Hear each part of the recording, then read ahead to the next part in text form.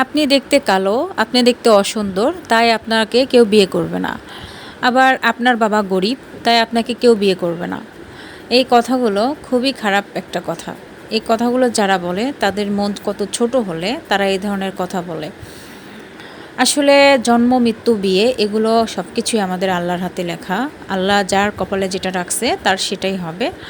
আপনার আমার কথাতে এখানে কোনো কিছু হবে না। আপনি যদি চান আপনি মিনিস্টারকে বিয়ে করবেন, আপনি চাইলে পারবেন না। আপনার কপালে আল্লাহ যেটা লিখে রাখছে আপনার সেটাই হবে। তো আমার কপালে আল্লাহ যেটা লিখছে আমার সেটাই হয়েছে, সেটাই হবে।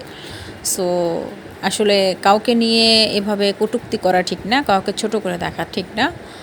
তো যাই হোক, সোহেল এভরিওয়ান, আসসালামু আলাইকুম, welcome to another new blog. আজকে আমার অনেক বেশি ক্রেভিং হয়েছিল একটু রেস্টুরেন্টে খাওয়ার জন্য। তাই রেস্টুরেন্টে গিয়ে আমি তেমন কিছু অর্ডার করিনি, জাস্ট একটা শর্মা অর্ডার করেছিলাম। চিকেন শর্মাটা আমার কাছে বেশ ভালো লাগে।